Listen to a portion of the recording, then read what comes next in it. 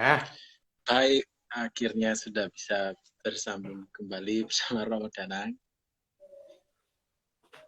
Baik, sekarang waktu menunjukkan 18.59. Romo Danang, bagaimana kabarnya? baik Mas Bima. Bima nih bener ya?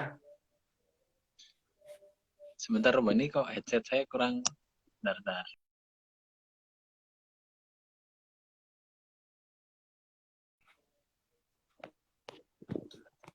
Yo, Romo? ya halo. Oh, sebentar Romo. Ini ada gangguan teknis dari saya nih. Sebentar. Oke.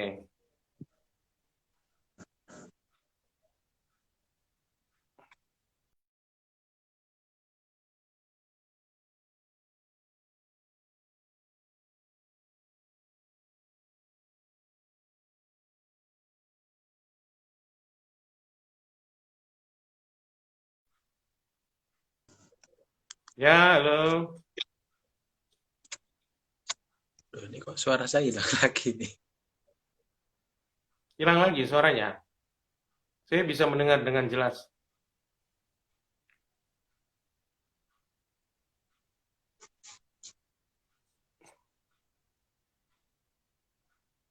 Oh, itu saya gini aja. Sekarang sudah jelas, Romo? Gimana? Apakah suara saya sudah jelas di tempatnya Romo? Sudah jelas. Ya, terima Mantap. kasih. Baik Romo, selamat datang di HIPA Valley Talk pada malam hari ini. Em, Teman-teman semuanya, selamat malam, selamat datang di HIPA Valley Talk episode malam pada malam hari ini. Kali ini kita kedatangan tamu spesial. Kita di sini kedatangan Romo Danang. Yang pada kesempatan hari ini, Romo Danang akan banyak bercerita dan membagikan kisah-kisah bagi kita para alumni Kawah Chandra di Muka yang ada di Jalan Kartini nomor 1, Kecamatan Muntilan, Kabupaten Magelang. Yang mana Romo ini pada kesempatan ini akan bercerita khususnya bagi kita para alumni yang sudah lama menetas, yang mungkin sekarang sudah bukan beberapa sih, mungkin sudah banyak yang sudah mengepakkan sayap terbang tinggi. Di sini Romo akan menceritakan kondisi sekarang, kondisi terkini dari tempat tinggal kita yang dulu kita di merem kalau istilah orang Jawanya itu di kayak apa itu induan ayam itu kalau ngerem anaknya itu kita direm sampai akhirnya menetas dan bisa terbang Ya. sendiri, berkarya sendiri, lepas dari rumah orang tuanya. Uh, Pada kesempatan kali ini, bagi teman-teman nanti yang ingin bertanya, silakan uh, menulis di kolom komentar ataupun ada di pilihan di menu tanda tanya yang di sebelah kanan bawah. Nantinya kita akan sambil berdiskusi sharing juga akan bisa bertanya langsung dengan Romo Danang. Baik Romo, seperti biasanya kita memulai kegiatan IPA Valley Talk, kita buka dengan tanda kemenangan Kristus dalam nama Bapa dan Putra dan Roh Kudus. Amin. Selamat malam Amin. Romo. Selamat malam Mas Bima. Sehat-sehat Romo. Puji Tuhan. Haleluya. Sehat. Alhamdulillah, puji Tuhan. Baik, Nah, ini sekarang Romo ada di mana kalau boleh tahu?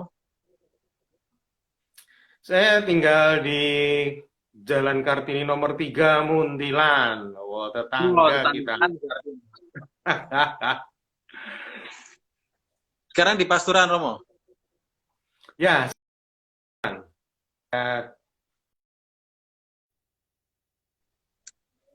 Direktur Kanisius tinggal di Pasturan. Kalau siang sampai sore jadi direktur, kalau malam terkadang jadi pastor.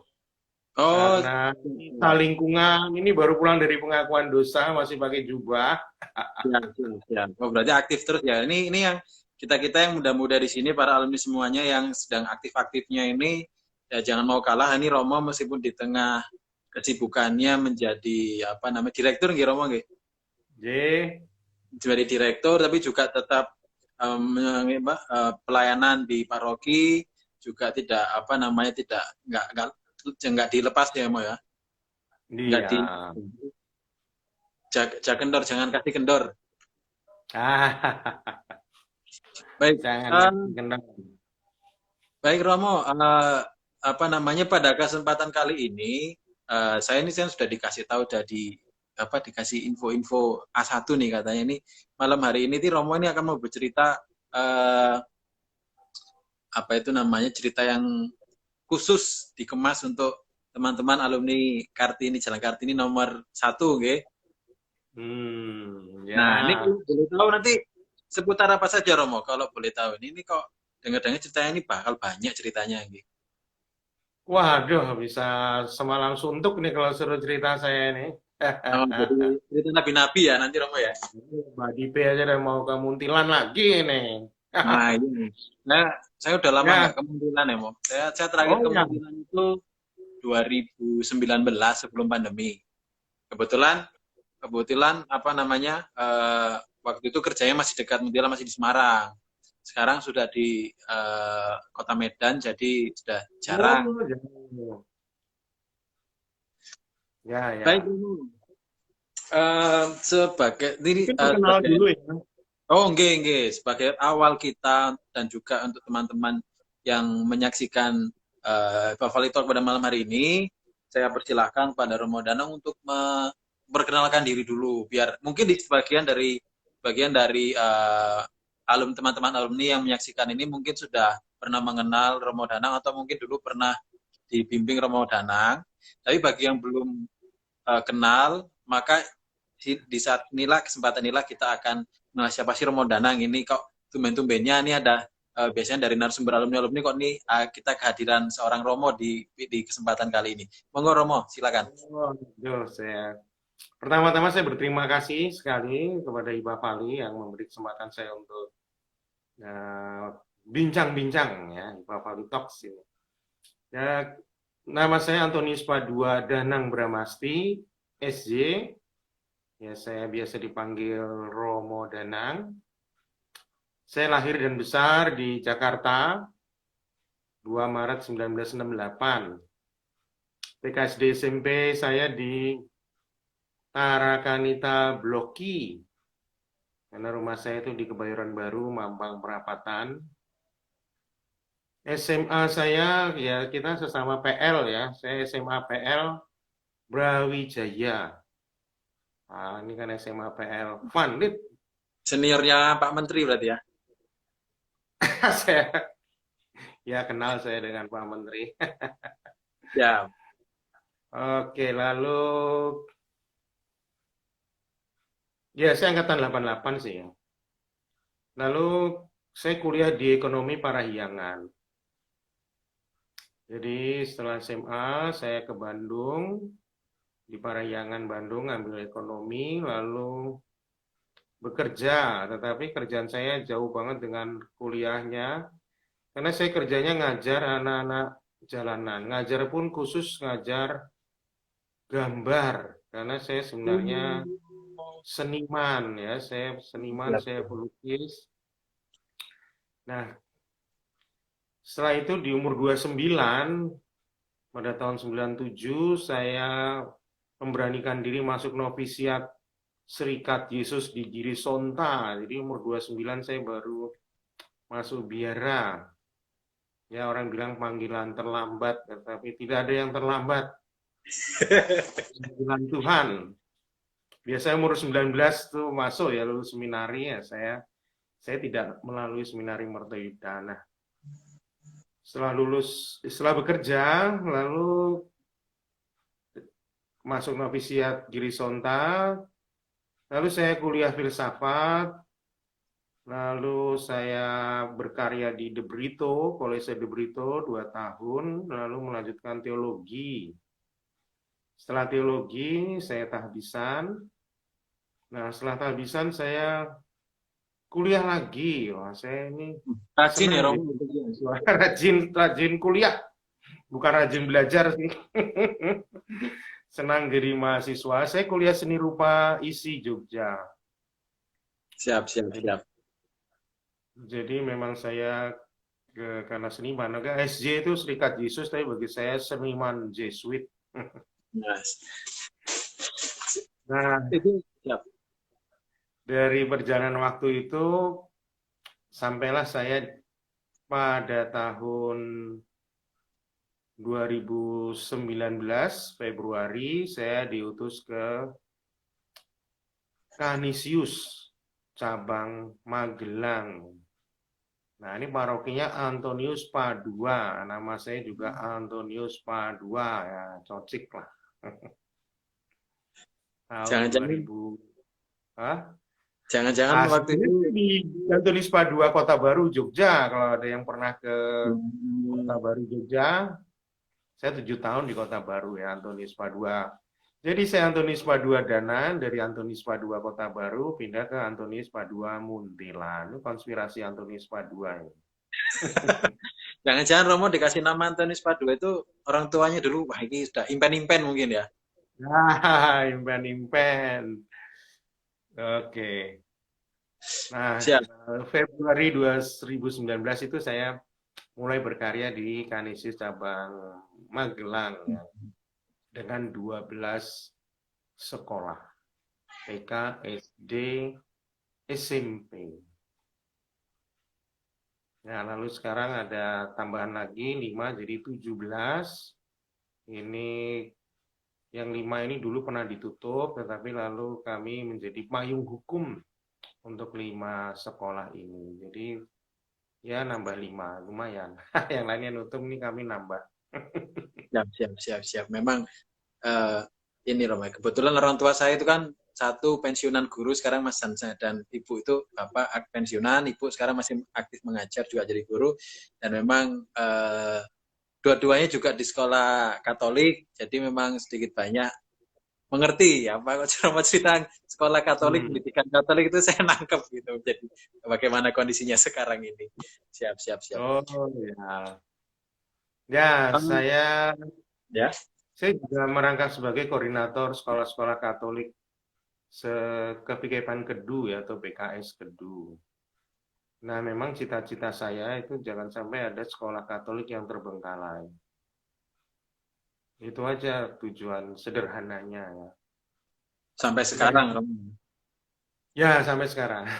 Jadi memang tidak hanya Kanisius yang saya perjuangkan, tetapi juga seluruh sekolah Katolik di Kepikepan Kedu ya, ada 50-an sekolah itu ya. Ya, tapi ini saya sehari-hari memang fokus di Kanisius cabang Magelang ya. Itu hanya ada KB, TK, SD dan SMP, tidak ada SMA. Memang seperti itu Romo ya. Apakah memang karena oh ada SMA lain yang sudah ada di Magelang, atau memang cukup sampai di SMP? Ini saya penasaran Ya, juga sih itu. mm-mm. Karena SMA-nya cukup banyak ya. Pada umumnya dulu kan dari Kanisius tuh masuk di Kolese Loyola, Kolese De Brito. Lalu setelah ada Panit ini, ya sudah lama ya, tapi yang baru-baru ini masuk SMA Panit, beberapa sekarang masuk, ada SMA Marsudirini, dan ada SMK PL Muntilan. Nah, itu jadi Oh ya. favorit. Lalu SMK Pius Tarakanita. Jadi kalau ada SMA Kanisius itu, waduh malah kacau nanti ya. Betul Kira ada mereka bubar. siap. Baik, Romo, ini kan tadi Romo sudah mengasih sudah memberikan clue bahwa Hmm, pada kesempatan kali ini Romo datang di sini bercerita tentang sekolah-sekolah Katolik, dan juga ada clue-nya hmm. tadi memperjuangkan sekolah-sekolah Katolik ini tetap eksis begitu. Ya, nah.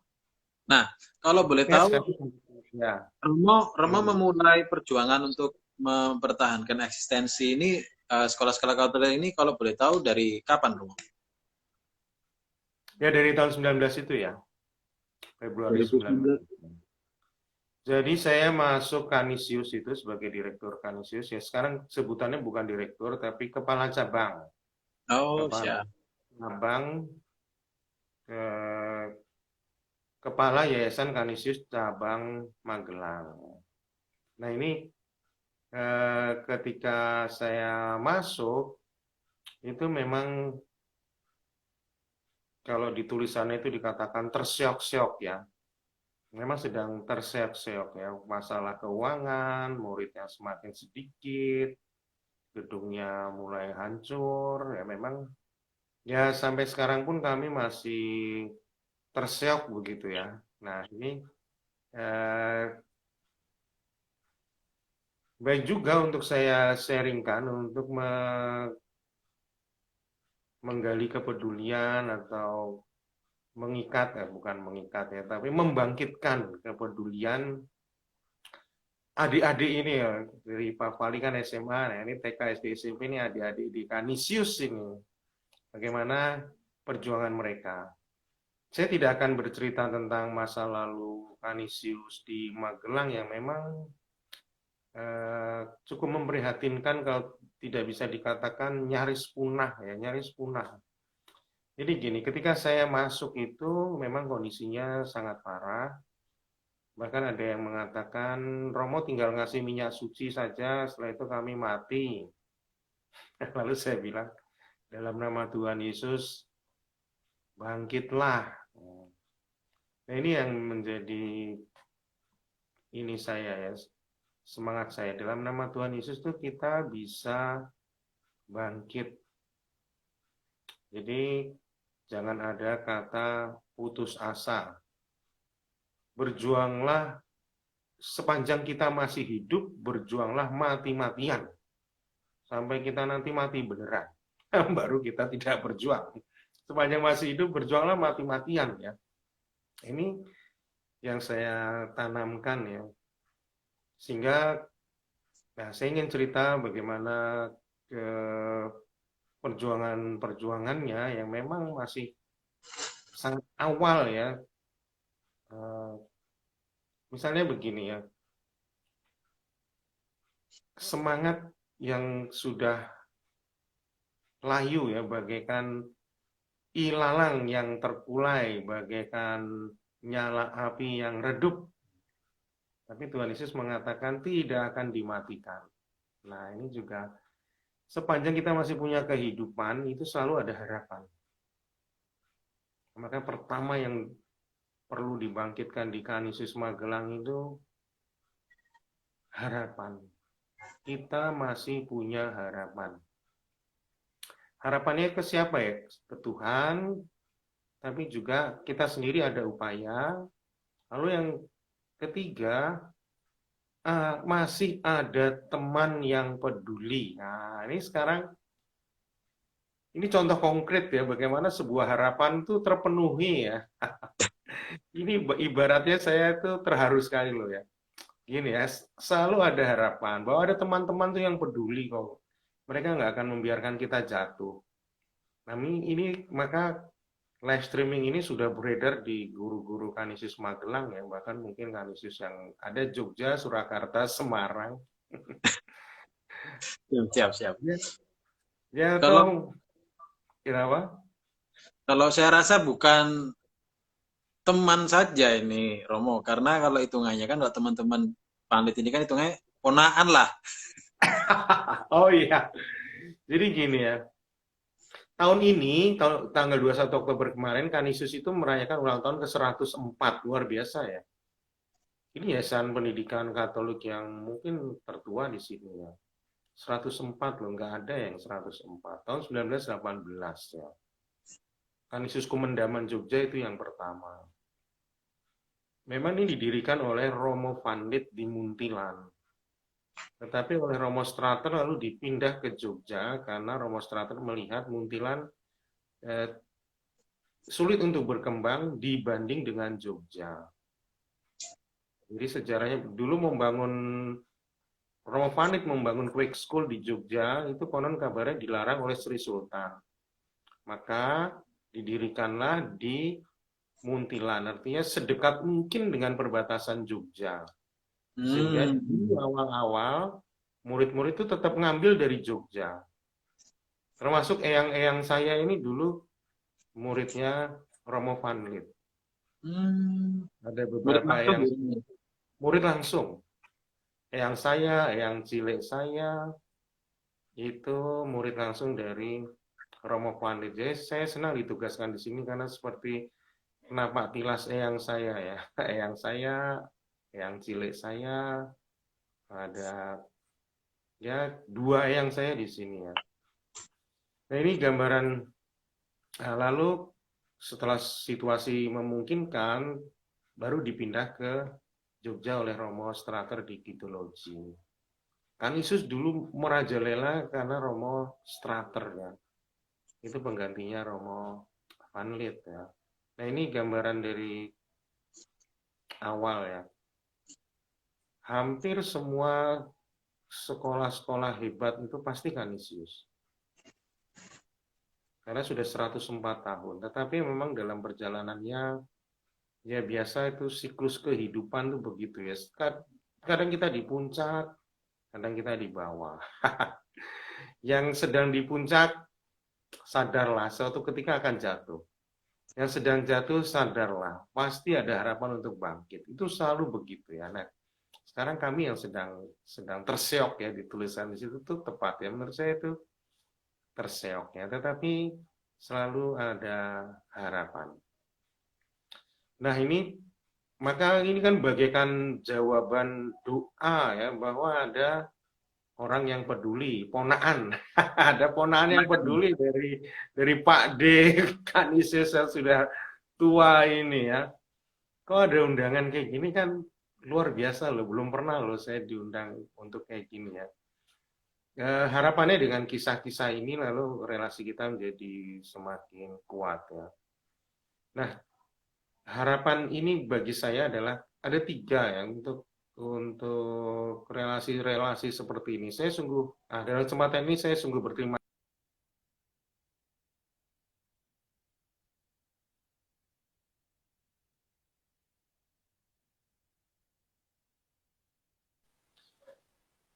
Saya ada tiga kategori, saya sebut sebagai sahabat Kanisius atau Kanisio Amici. Amici itu para sahabat.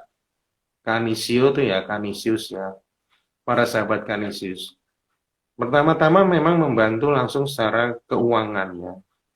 Itu karena defisit kita memang sudah sangat memberatkan. Nah ini alumni Vanit beberapa, saya nggak tahu jumlahnya ya, karena saya kontak hanya beberapa, lalu punya kumpulan dan membantu Kanisius. Lalu tidak hanya uang ya, sahabat-sahabat Kanisius itu membantu soal keterampilan. Keterampilan itu ada pelatihan-pelatihan, ya harapannya ya, lalu pemikiran. Pemikiran tuh menularkan ilmu atau pengetahuan, entah seminar atau apa. Ini yang kedua. Jadi keuangan, ada bantuan pemikiran, keterampilan. Lalu yang ketiga jaringan. Kita ini berhasil kayak gini kan karena jaringan. Ketok tular dari sini ke sini ke sini terus ketemu ya. Nah, sahabat-sahabat Kanisius itu punya tiga kekuatan ini ya. Keuangan, keahlian dan keterampilan, lalu jaringan ya. Kalau keuangan tuh pertanyaan besarnya itu begini. Kalau kami menutup defisit itu sampai kapan? Kami nggak tahu juga mau sampai kapan. Mungkin beasiswa. Ini menarik ya. Beasiswa itu kan bisa macam-macam ya. Karena prestasi dan tidak mampu. Atau yang tidak mampu, nggak usah lah yang berprestasi, pokoknya yang nggak mampu. Karena kasihan juga, sudah tidak berprestasi, tidak mampu, sehingga tidak ada yang membantu. Nah ini juga sudah Betul. ada konsep begitu ya. Sudahlah Romo, pokoknya siapa aja yang tidak mampu, apakah berprestasi atau tidak. Nah, tetapi prestasi ini kan bisa ada dua ya, orang mengatakan akademik dan non-akademik ya. Nah, prestasi yang seperti apa? Nah, nanti kami ceritakan bagaimana perjuangannya ya. Lalu eh, kalau keterampilan ya banyak ya.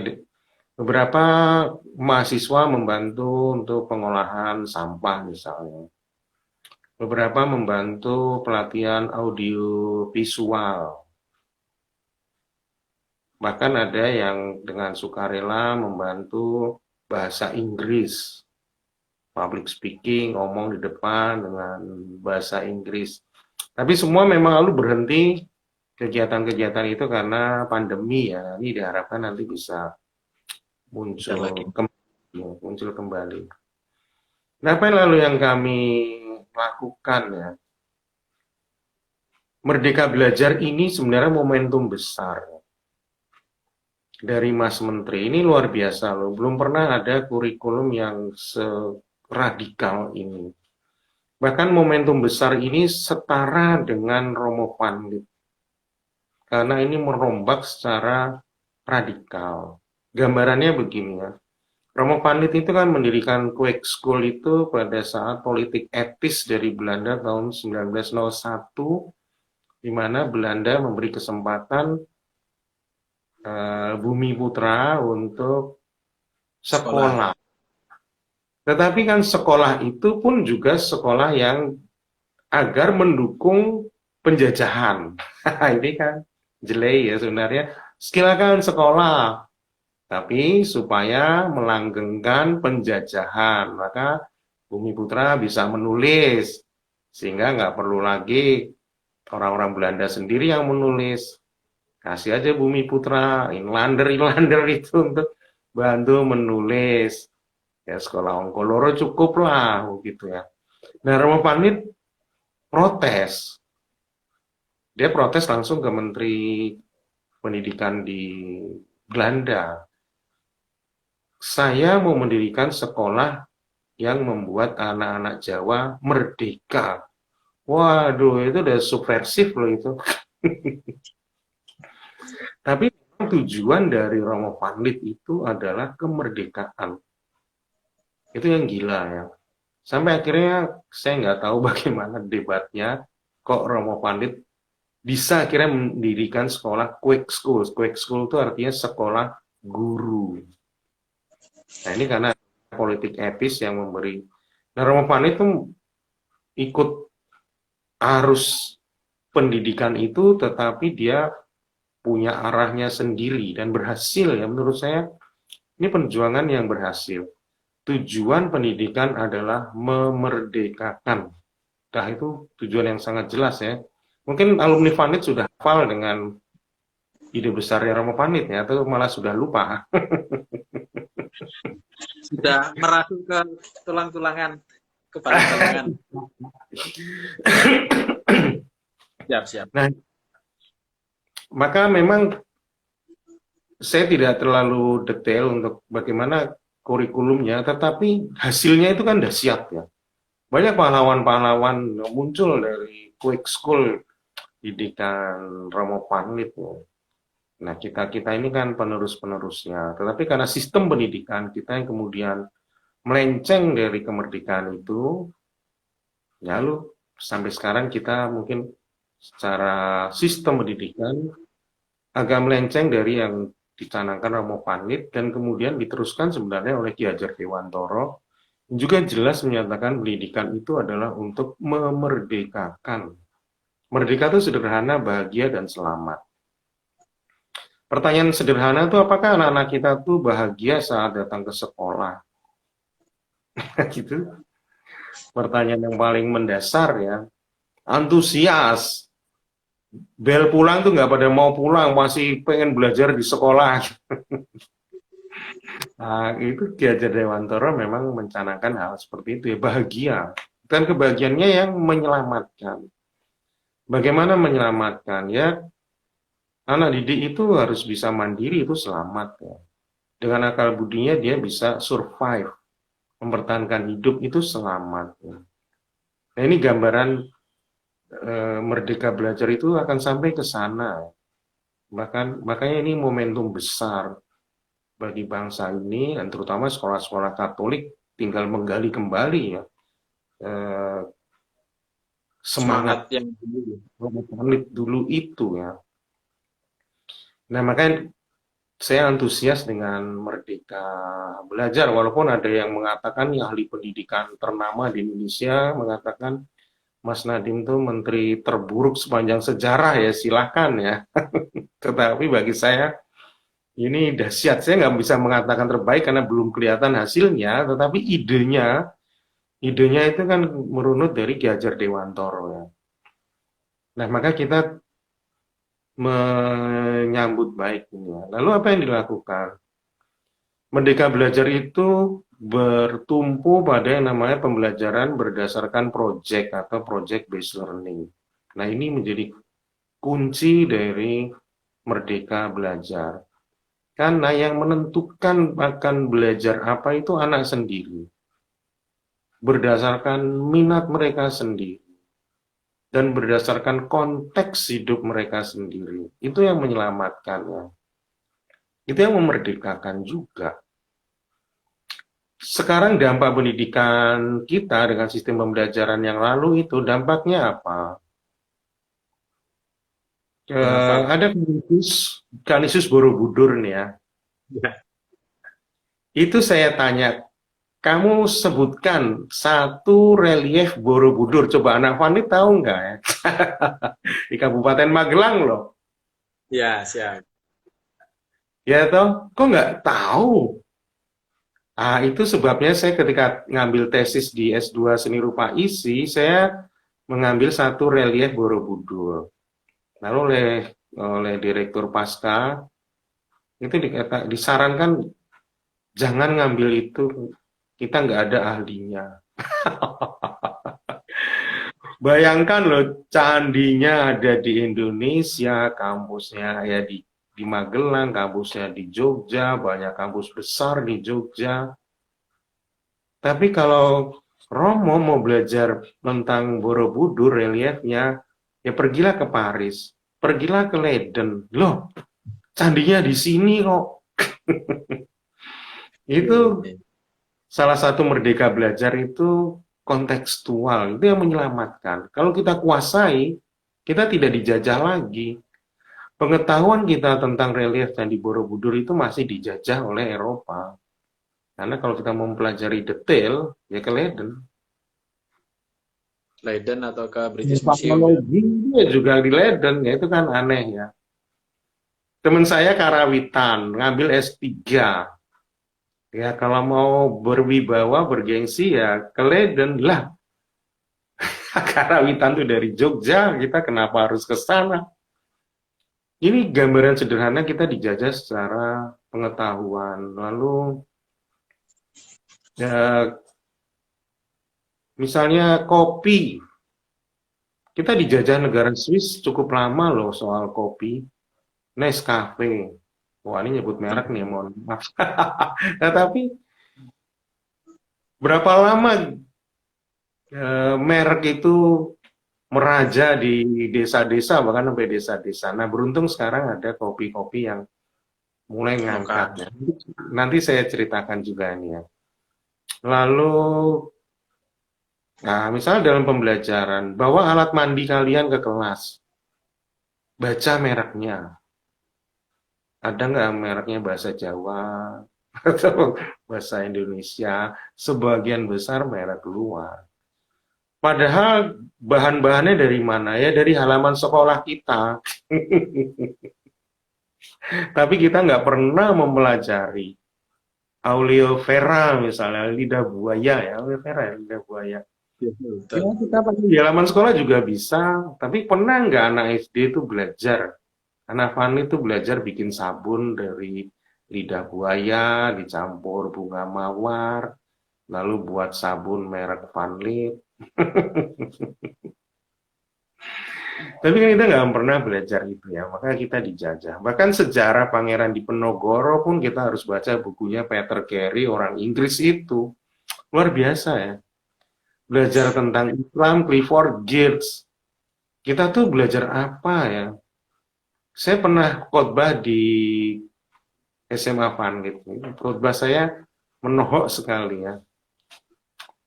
Kalian bolehlah ranking 1 se-Indonesia Raya bahkan ya. Tetapi kalimat di belakang sekolahmu itu kok kotor. Terus kalian belajar apa sebenarnya? Gambaran lebih besarnya lagi, di Ciliwung itu dulu ada wahana pembersih kali. Bagus itu, bisa membersihkan kali Ciliwung. Itu bikinan Belanda. Konon tuh hasil penelitian mahasiswa-mahasiswa Belanda. Padahal di Jakarta ada UI. Lah anak UI ngapain? Belajar apa? Kok yang bersihin Kali Ciliwung orang Belanda? Citarum itu sungai terkotor di dunia. Padahal ada ITB, IPB, Pajajaran, kampus-kampus hebat di Jawa Barat. Tapi Citarum bisa jadi yang terkotor di dunia. Mereka belajar apa sebenarnya? Kok nggak ngaruh dengan masyarakat ya? Nah ini merdeka tuh di situ ya. Kita mau merdekakan diri ya sehingga kita tidak dikuasai oleh asingnya. Nah maka yang dilakukan Kanisius Magelang menangkap Merdeka Belajar itu dengan project based learning. Nah kalau tadi saya katakan merdeka, Temanggung itu kopi. Maka anak-anak pelajari betul tentang kopi. Bukan berarti mereka disuruh jadi pengusaha kopi, tetapi belajar sesuatu dengan pintu masuk kopi. Sehingga pertama-tama mereka menguasai kopi, lalu dari pintu masuk kopi itu mereka bisa mempelajari hal lain. Sehingga kita tidak dijajah lagi oleh Eropa. Tembakau paling hebat di Eropa itu mereknya Drum, made in Holland. Padahal pabriknya itu di Tarumartani, Jogja. Baciro. Nah, yang nanam petani-petani kita yang bersusah-susah, berpanas-panas, nanam tembakau, nanam kopi. Sing suge ya Londo Swisse, Londone. Nyawangi di Perancis itu bunganya ya dari sini, dari Jogja, dari Pakem. Mereka jual minyak wanginya mahal sekali. Bahkan kalau gimana? Kalau orang menyinggung parfum terus tembakau itu tuh saya jadi kebetulan kan tempat saya kerjanya kan ngawasi ekspor impor. Memang Wah, ini Rom, banyak sekali di Indonesia itu kita cuma ekspor mentahannya aja memang. Kalaupun diolah itu hanya sekedar dikeringkan ataupun hanya sekedar memudah pengemasan aja gitu. Jadi memang benar memang kalau dibilang kita memiliki banyak kesempatan tapi opsi itu tidak dimainkan gitu. Nah, ini kesempatan, maka Merdeka Belajar itu menjadi kesempatan. Nah, Kanisius Magelang ini mau menangkap hal itu ya. Maka kami lalu membuat PJBL. Ada Muntilan itu Bethlehem Panjava. Ada museum misi. Apakah kita pernah mempelajari museum misi? Siapakah Romo Panit? Siapakah Barnabas Sari Kromo? Siapakah Romo Sanjoyo? Siapa uskup pertama? Itu bisa dipelajari di sana. Dan jangan salah belajar Kalilamat misalnya. Itu IPA, IPS, bahasa, matematika, semua masuk loh. Dan berguna hasil penelitian selama 3 tahun grafiknya polusi Kalilamat semakin meningkat. Ilmiah loh. Lalu dikirimlah ke lurah atau ke Pak Camat, Kalilamat semakin kotor. Apa yang harus kita perbuat? Kecamatan harus membuat program membersihkan Kalilamat. Ini hasil penelitian kami, anak-anak pandit misalnya. Atau kami, misalnya di SD Kanisius Manurjo Borobudur ya. Gurunya meminta anak menghitung jumlah mobil yang lewat selama 1 jam di pagi hari. Hanya menghitung jumlah mobil, lalu saya tambahkan motor, lalu yang tidak kendaraan bermotor, kendaraan tidak bermotor, lalu yang berjalan kaki itu juga dihitung dalam 1 jam. Coba kalau dibuat selama 1 tahun, itu akan ada grafik ya. Dalam 1 tahun ternyata mobil semakin meningkat. Lalu hasil penelitian ini ditampani oleh yang lebih tinggi di SMA Panit. Apa artinya mobil semakin meningkat? Polusi semakin meningkat. Yang naik sepeda kok nggak ada? Mari kita bikin gerakan naik sepeda.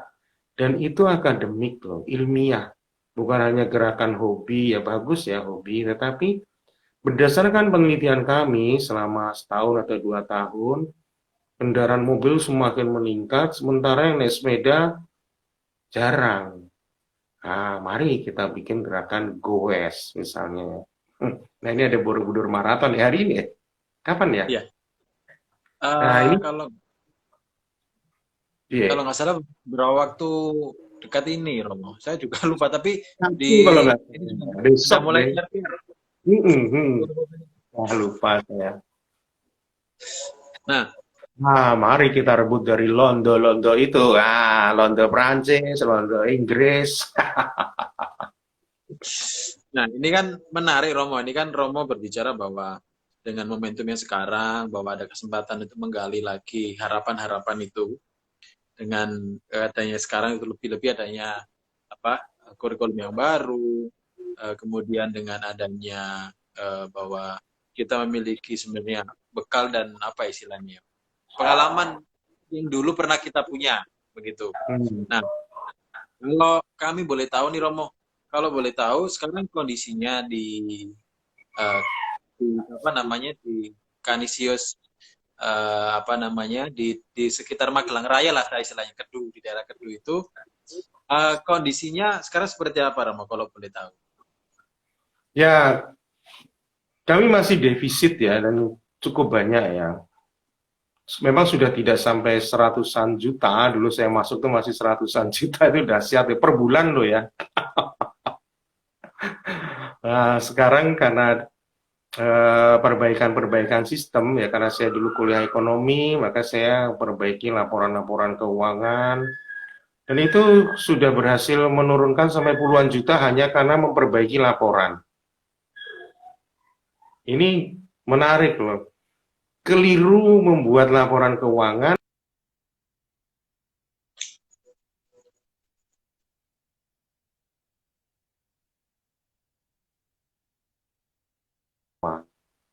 Lalu membuat laporan yang transparan dan akuntabel, terbuka dan dapat dipercaya. Itu membuat donatur percaya.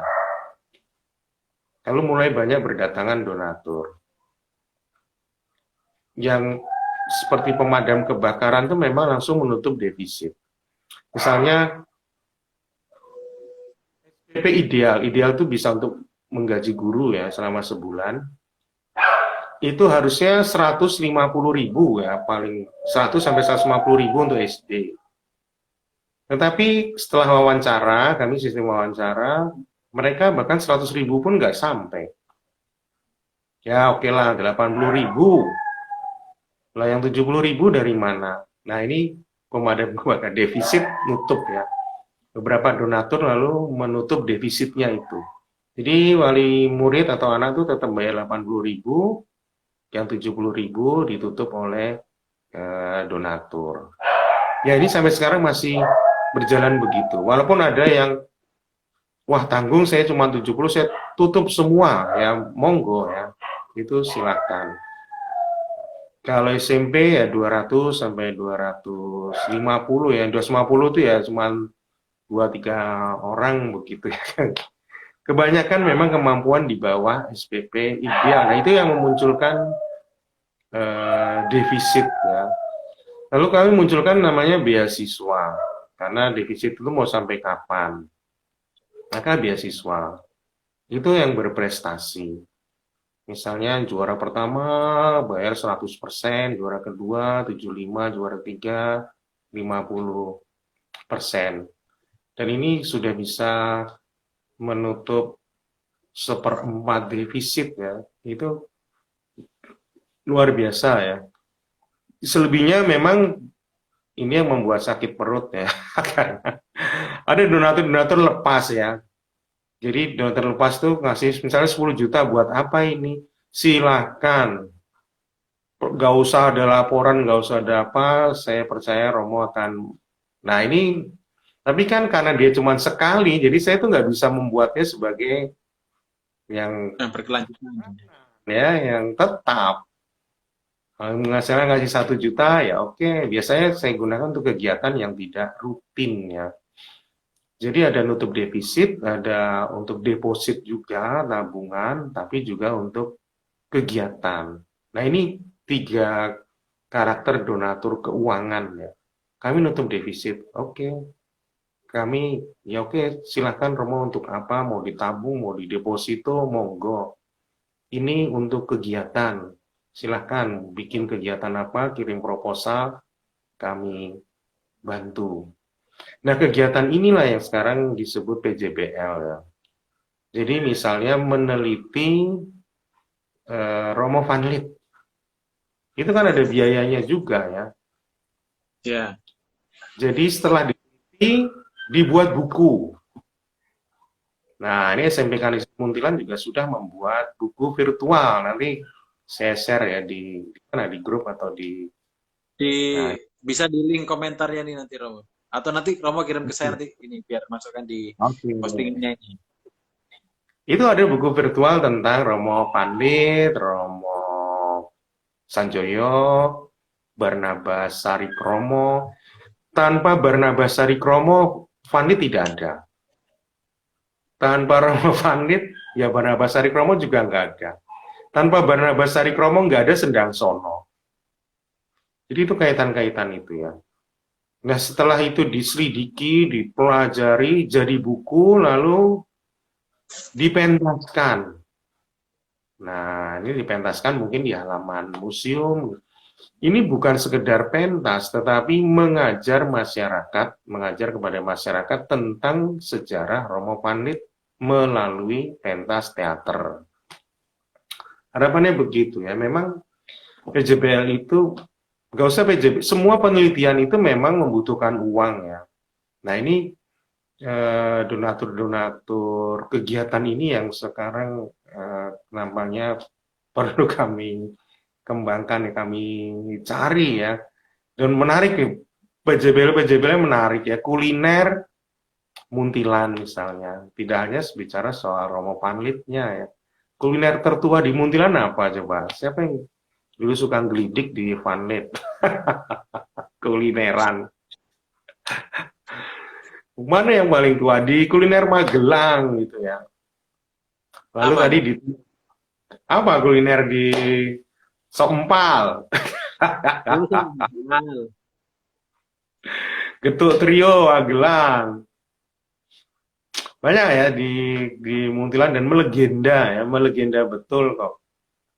Warung Budarmo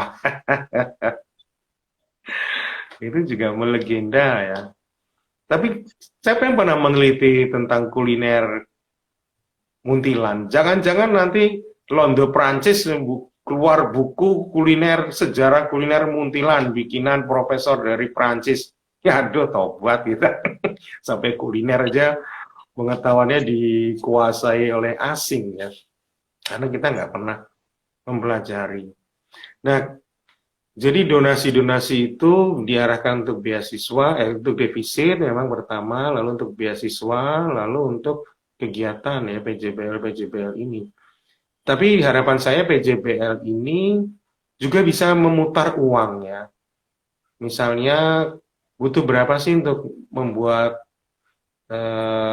project Bethlehem Van Java misalnya selama setahun. Nah, harapannya nanti setelah ada pentas, ada buku, ada merchandise, ada kaos gambar Romo Sanjoyo, gambarnya anak sendiri, desainnya anak sendiri, dijual sendiri. Dan itu menyangkut bahasa juga misalnya. Ketika anak presentasi tentang Romo Panlit, atau ketika pentas Romo Panlit dalam bahasa Inggris, dipentaskan di Kanisius Borobudur, mengundang tamu-tamu hotel sing londo-londo kae diundang. Wah itu dahsyat loh. Kalau pentas di museum misi mungkin dalam bahasa Jawa. Itu pelajaran bahasa Indonesia, bahasa Jawa, bahasa Inggris, masuk semua di situ. IPA, IPS, masuk semua di situ. Manajemen Coba proyek juga. manajemen, wah ini kamu kuliah ekonomi nih, manajemen proyek, manajemen produksi, Ya. rantai apa, proses produksi itu kan Mungkin yang ya. susah, biayanya berapa, waktunya berapa. Yang akhirnya lama-lama itu bisa buka rumah produksi sendiri itu.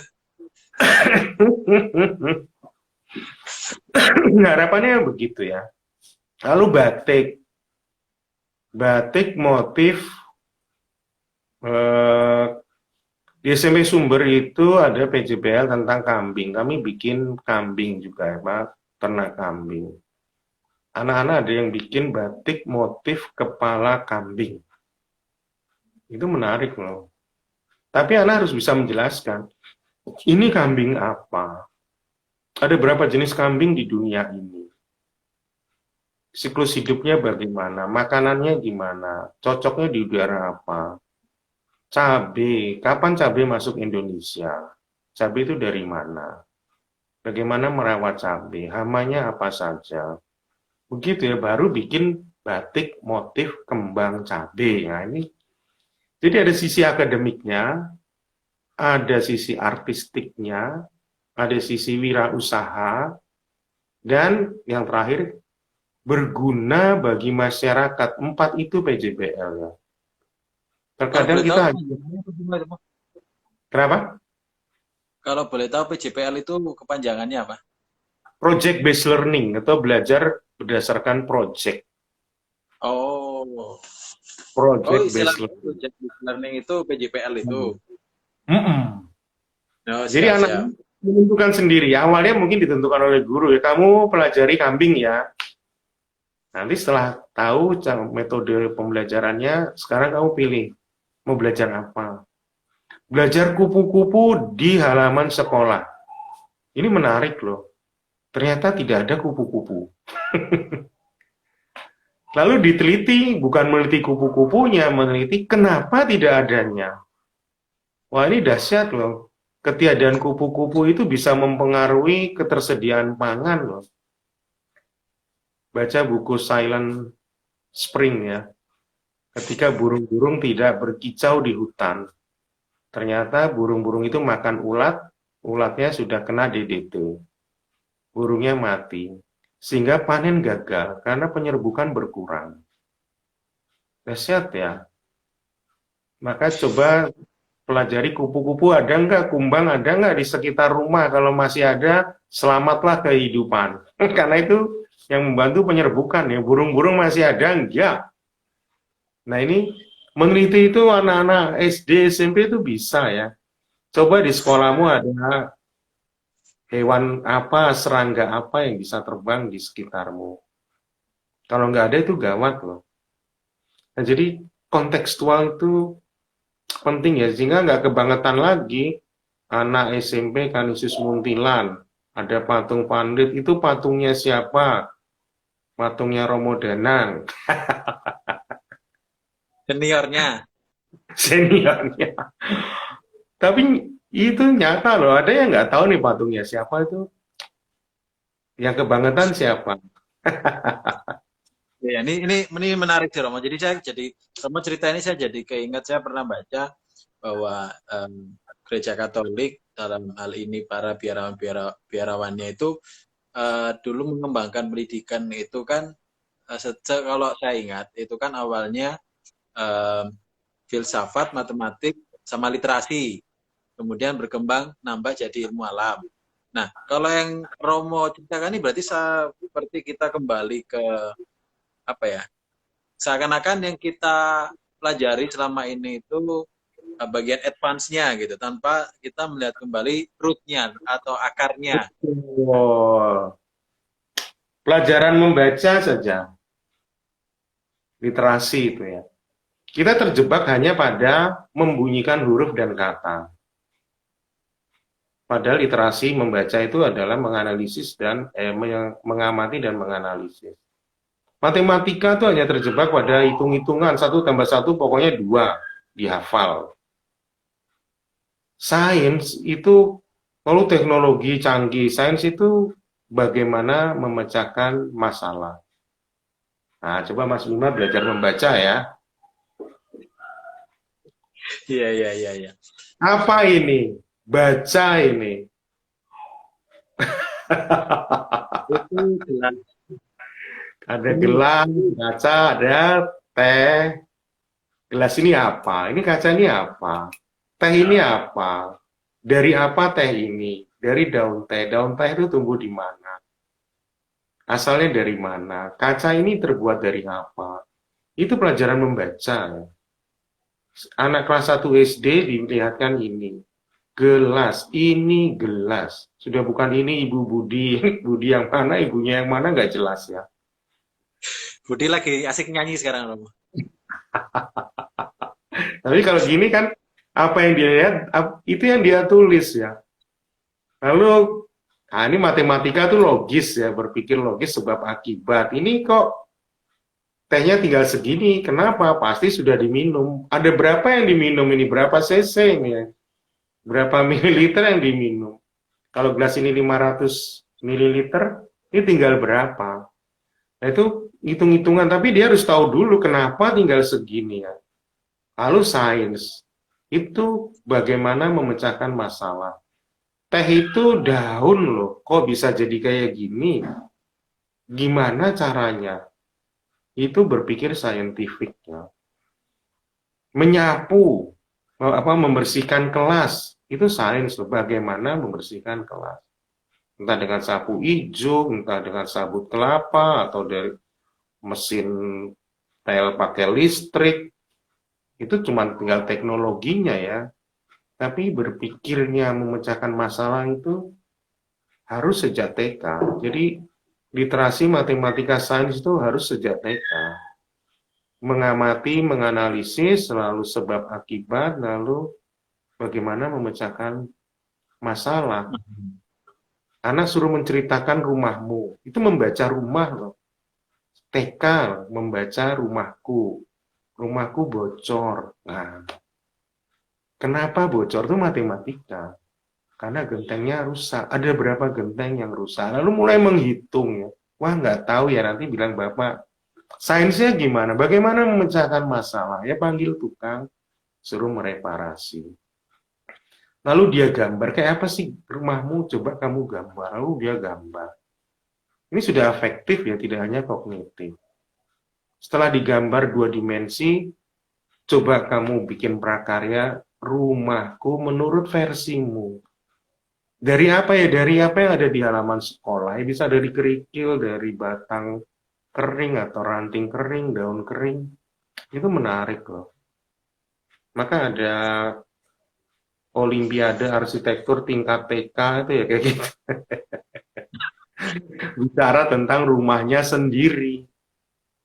Oh, kirain itu buat ini, Romo. Buat Apa? saya kira itu buat siapa tahu nanti ada kan habis lulus punya pengalaman kerja, punya ini dari TK ada jadi arsitek. Nah, nggak usah rumah, misalnya pesawat versimu apa? Udah siap loh, pasti dia akan cerita macam-macam ya. Dan saya mengajar bertahun-tahun ya anak-anak. Ada anak yang gambar, biasanya saya suruh gambar tuh yang terdekat dulu ya. Wajahku.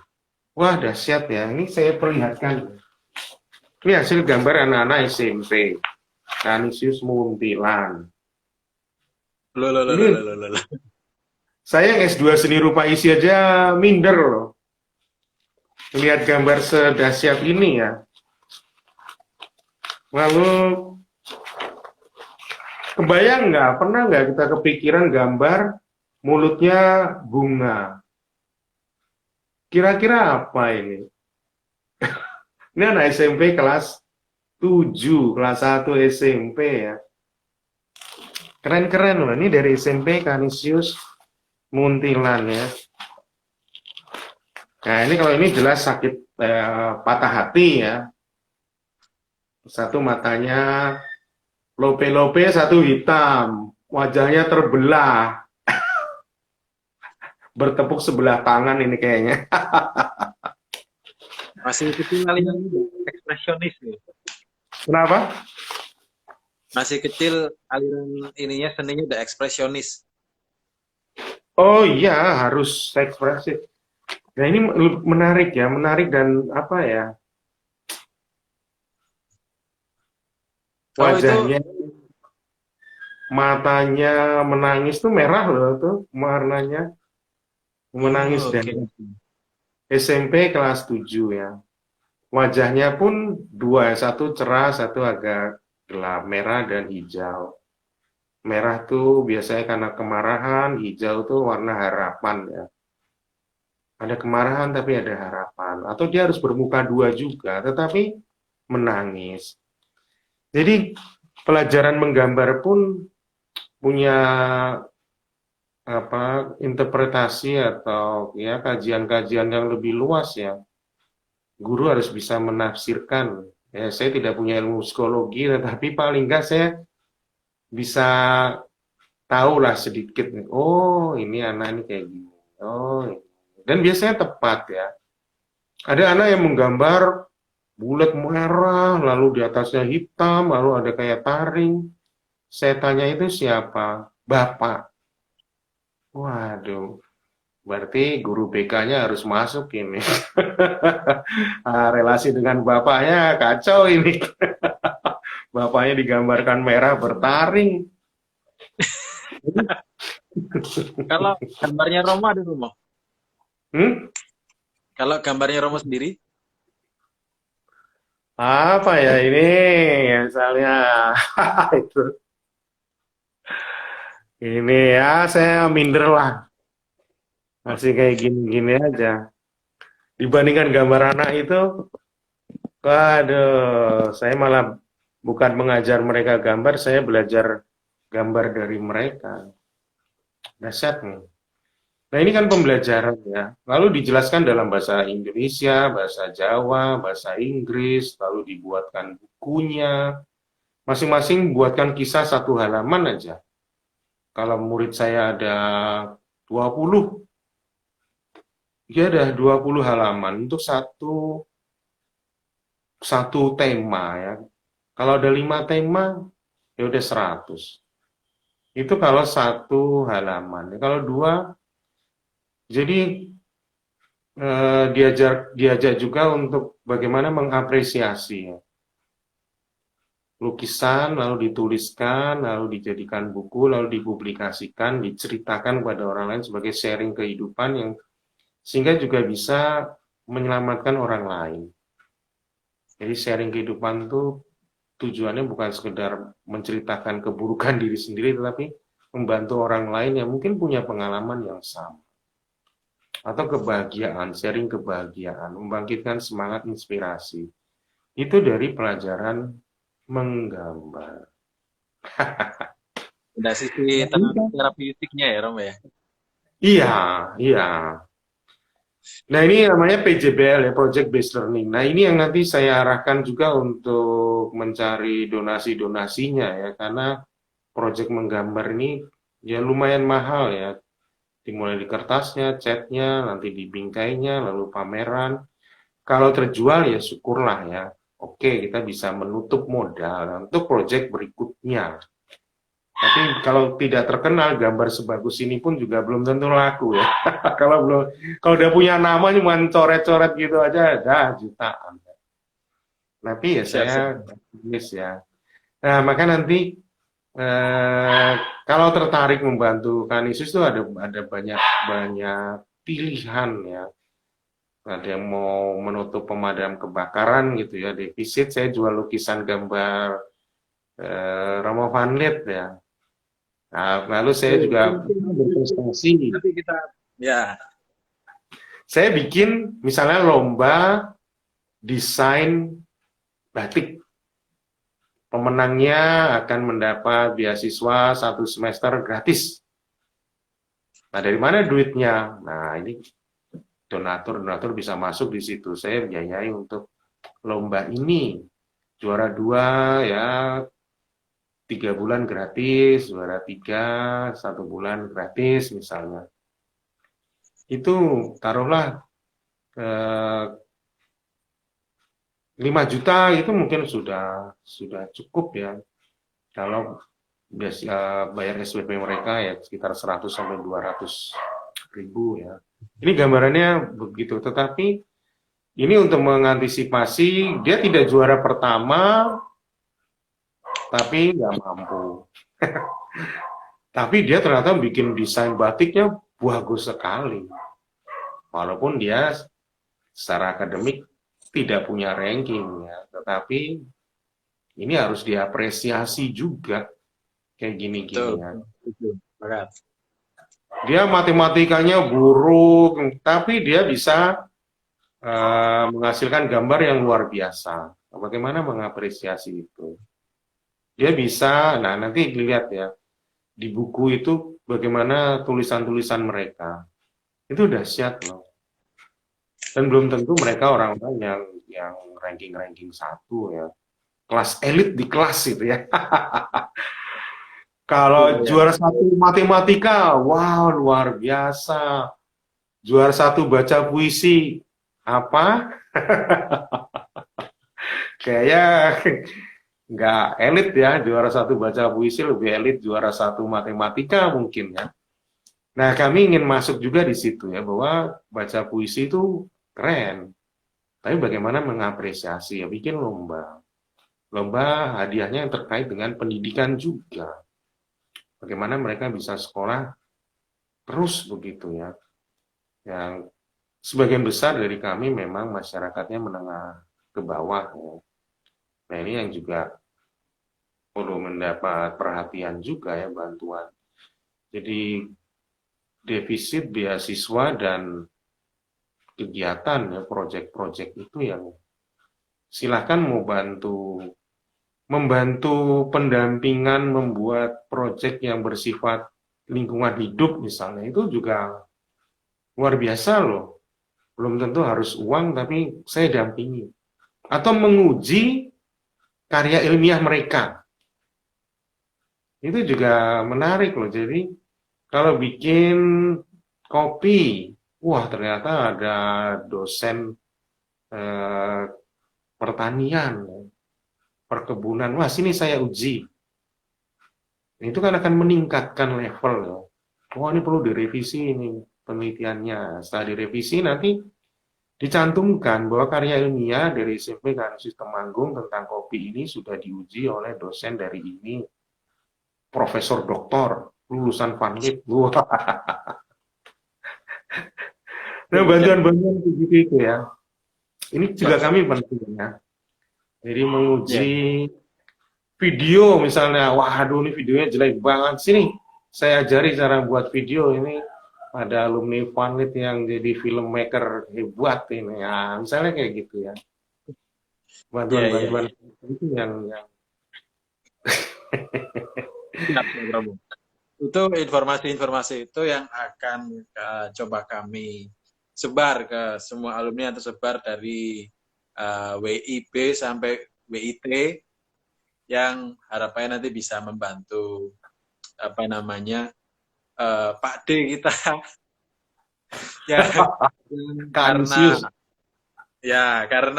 karena sebenarnya kan kalau bisa dibilang Kanisius dengan Vanlit dalam hal ini Pangudi Luhur yang ada di Kedu ini kan sebenarnya kan satu saudara, khususnya yang di Muntilan ini kan sebenarnya apa istilahnya ya satu ponaan lah, ponaan apa antara Pak D dengan ponakannya satu turunan.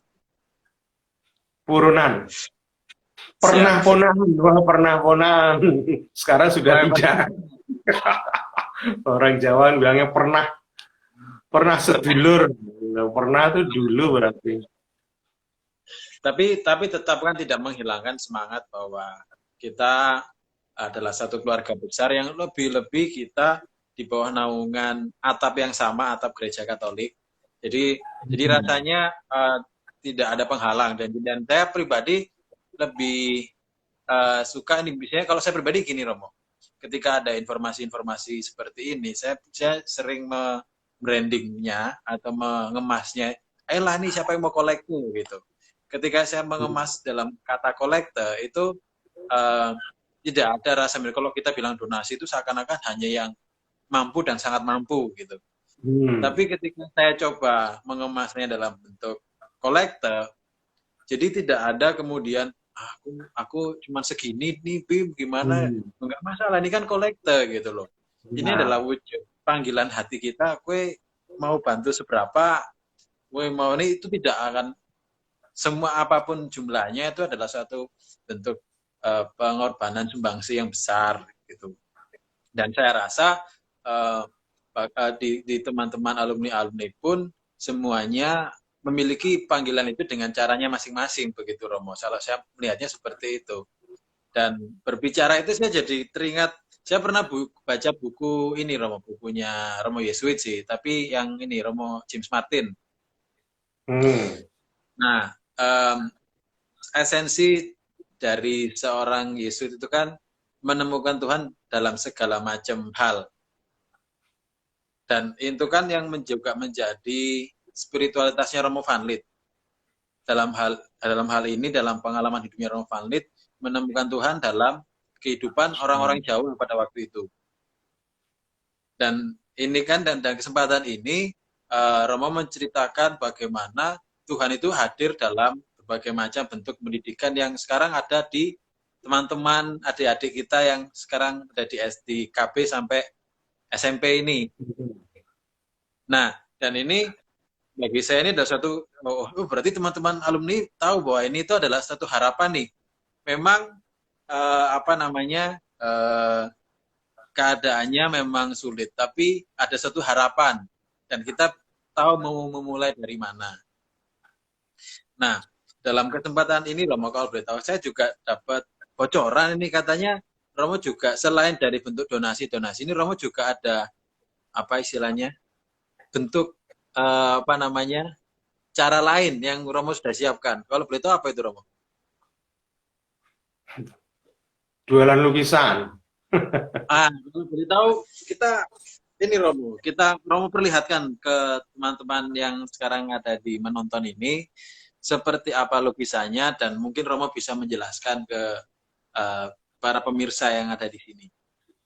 Wah, gimana caranya? Saya sudah bikin filmnya sih, tapi bagaimana menampilkan? Lukisannya sekarang ada di dekat Romo mungkin? Wah, di kantor. Di kantor. Atau kalau begitu mungkin bisa sedikit Romo ceritakan atau deskripsikan terkait lukisan ini Romo. Ini nggak bisa share. Kalau ini tidak bisa, Romo, mohon maaf. Mungkin seperti ini, Romo. Mungkin Romo bisa menceritakan lukisannya ini lukisan seperti apa, bagaimana kemudian mau diapakan, gitu sehingga kurang lebih nanti kita bisa mendapatkan gambaran. Dan kalau untuk lebih detailnya, gambar sebenarnya mungkin nanti bisa kami share-share ke alumni teman-teman alumni melalui grup-grup yang sudah tersedia begitu. Ya, saya menggambar ke Romo Van Lith karena punya latar belakang sejarah keluarga saya. Jadi ada personalnya juga ya. Karena tadi saya cerita yang saya bapaknya bapak saya, bapaknya ibu saya itu lulusan sini, yang cilik saya juga lulusan sini, maka saya punya kaitan emosi sejarah. Maka itu salah satu latar belakang saya menggambar Romo Van Lith. Nah, Romo Van Lith saya gambarkan itu sedang menatap jauh ke depan ya. Pandangannya tajam jauh ke depan. Dia sangat visioner. Dia tahu mungkin ini yang paling berat. Jadi Romo Van Lith itu 4 tahun bertugas di sini, tidak membaptis satupun sehingga dia dianggap gagal.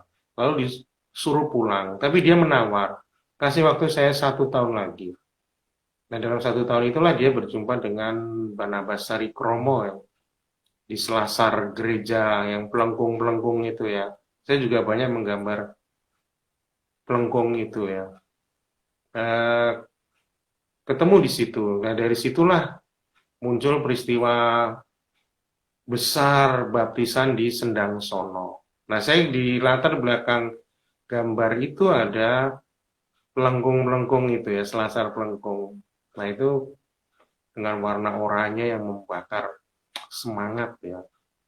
Awannya itu biru tua, di belakangnya Romo Van Lith, tapi di depannya sudah cerah. Artinya Romo Van Lith itu penuh perjuangan di belakang itu. Tapi harapannya ke depan itu cerah ya. Bajunya pun jubahnya saya gambar biru ya kan, nggak ada jubah biru, biru ke merah-merahan. Itu warna perjuangan ya, warna ungu itu warna penderitaan kalau di Katolik ya. Jadi walaupun dia tersenyum mandang ke depan, tapi dia mengenakan baju perjuangan yang dahsyat, penuh perjuangan.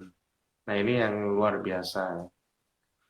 Eh, ya itu yang akan saya, apa namanya kalau dijual. Jadi gini, oh latar belakangnya dulu ya, Gimana, Romo? sebelum ini ya. Thailand.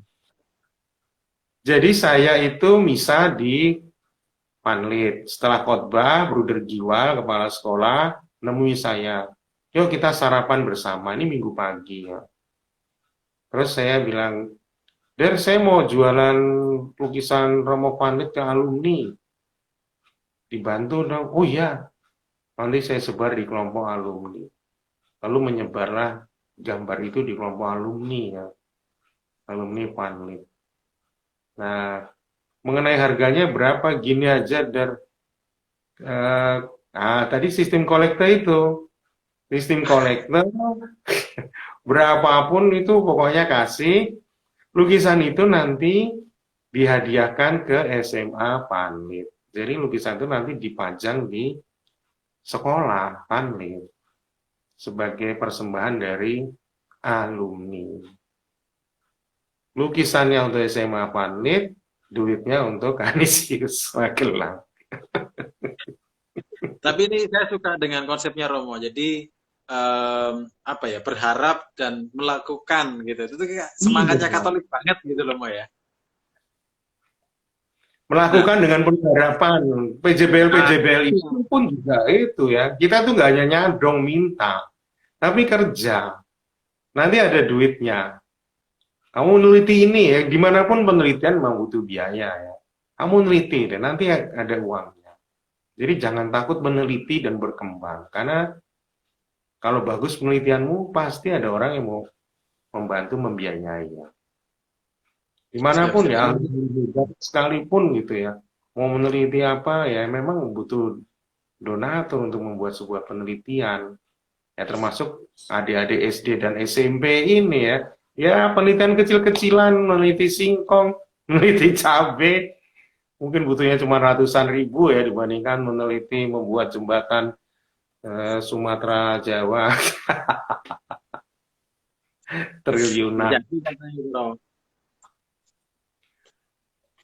Ya Nah, itu gambaran lukisan ya, hanya sekedar memberi contoh saja. Ini saya tidak hanya nyadong, tetapi ada sesuatu yang saya lakukan. Harapannya anak-anak itu juga melihat ya, oh kayak gitu ya, udah saya akan berjuang juga untuk mendapat itu. Di setiap sekolah itu ada namanya kewirausahaan untuk kemandirian. Itu ditanamkan sekarang sejak dini ya oleh pemerintah. ini menarik sih Romo. Jadi kalau saya perhatikan juga dari ceritanya Romo Panlit, bagaimana yang em, kalau berbicara pendidikan kan kita tidak berbicara 1 tahun ke depan, 2 tahun ke depan, tapi kan berbicara minimal 1 dekade ke depan. Nah, eh, yang berkesamaan yang saya temui dari alumni generasi awal yang masih masih bersinggungan dengan Romo Van Lith secara langsung, itu bahwasanya uh, hidupnya itu nggak linear gitu, Romo. Bahwa selalu ada berbagai macam cara untuk bersumbangsih dan tidak terpaku pada 1-2 cara saja. Jadi entah kenapa memang menemukan Tuhan dalam segala hal ini benar-benar terwujud di alumni-alumni ini. Ada yang jadi ini, dan memang uh, caranya harus dimulai dari cara-caranya sederhana, dari yang terdekat-terdekat itu. Ya, hidupnya tidak linear, itu menarik gitu. Nah, ini sekarang kalau ada yang bertanya seperti ini, Romo. Kalau semisal, katakanlah lukisan-lukisan yang tadi sudah Romo ceritakan itu, katanya itu fase itu sudah. Kemudian ada yang kemudian aku masih mau membantu nih. Itu apakah ada cara yang mungkin bisa dibagikan ke teman-teman ini, Romo? Ataukah langsung menghubungi Romo Danang saja atau bagaimana? Ya, langsung hubungi saya saja karena memang banyak karakter ya donatur ya. Jadi saya juga perlu memilah-milah keinginan mereka gitu. Saya menerima saja ya. Tetapi untuk penjelasan teknis memang harus japri ya. Maaf Romo, saya ralat kolektan. Konektan. Apa? Ya, biar kolektan, saya ralat Oh kolektan. iya, oke, Saya konektan. ilustrator harus berubah menjadi kolektan ini ya, biar Oh biar apa ya. namanya?